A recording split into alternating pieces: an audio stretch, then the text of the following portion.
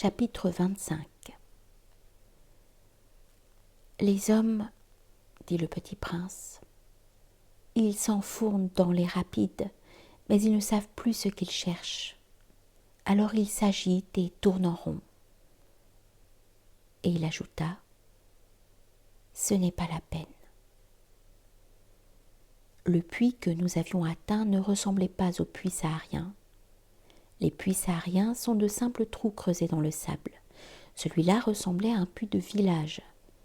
Mais il n'y avait là aucun village, et je croyais rêver. C'est étrange, dis-je au petit prince. Tout est prêt, la poulie, le seau et la corde.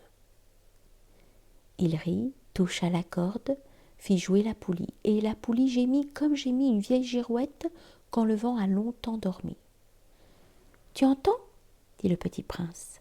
« Nous réveillons ce puits et il chante. » Je ne voulais pas qu'il fît un effort. « Laisse-moi faire, » lui dis-je. « C'est trop lourd pour toi. » Lentement, je hissai le seau jusqu'à la margelle. Je l'y installai bien d'aplomb. Dans mes oreilles durait le chant de la poulie, et dans l'eau qui tremblait encore, je voyais trembler le soleil. « J'ai soif de cette eau-là, » dit le petit prince. « Donne-moi à boire. »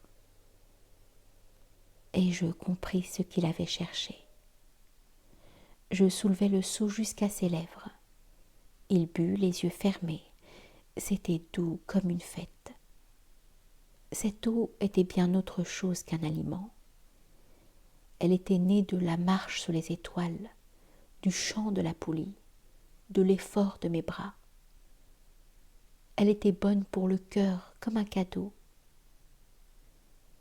Lorsque j'étais petit garçon, la lumière de l'arbre de Noël, la musique de la messe de minuit, la douceur des sourires faisaient ainsi tout le rayonnement du cadeau de Noël que je recevais.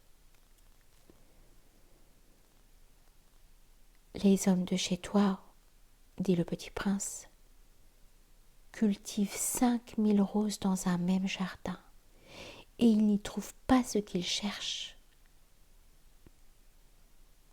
« Ils ne le trouvent pas, » répondis-je. « Et cependant, ce qu'ils cherchent pourrait être trouvé dans une seule rose ou un peu d'eau. » « Bien sûr, » répondis-je.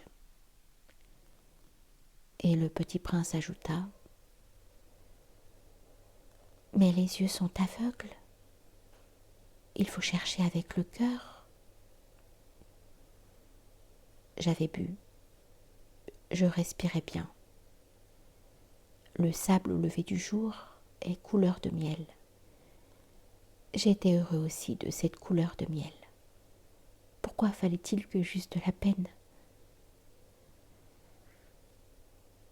« Il faut que tu tiennes ta promesse, » me dit doucement le petit prince, qui de nouveau s'était assis auprès de moi. « Quelle promesse ? Tu sais, une muselière pour mon mouton. Je suis responsable de cette fleur. » Je sortis de ma poche mes ébauches de dessin. Le petit prince les aperçut et dit en riant, « Tes baobabs, ils ressemblent un peu à des choux. » Oh ! Moi qui étais si fière de mes baobabs. « Ton renard, ses oreilles, elles ressemblent un peu à des cornes, elles sont trop longues. » Et il rit encore. « Tu es injuste, petit bonhomme.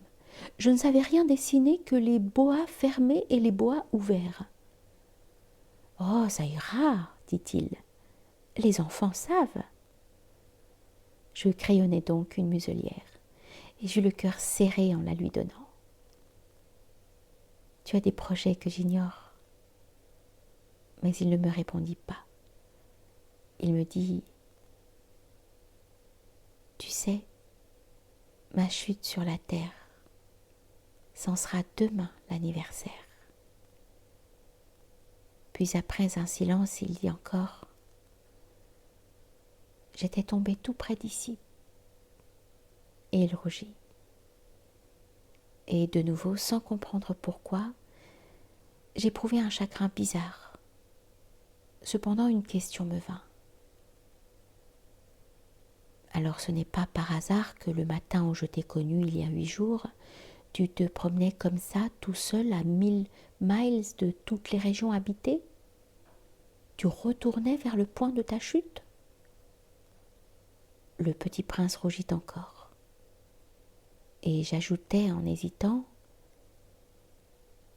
à cause peut-être de l'anniversaire? Le petit prince rougit de nouveau. Il ne répondait jamais aux questions, mais quand on rougit, ça signifie oui, n'est-ce pas? Ah, lui dis-je, j'ai peur. Mais il me répondit, tu dois maintenant travailler. Tu dois repartir vers ta machine. Je t'attends ici. Reviens demain soir. Mais je n'étais pas rassurée. Je me souvenais du renard. On risque de pleurer un peu si l'on ne s'est laissé apprivoiser.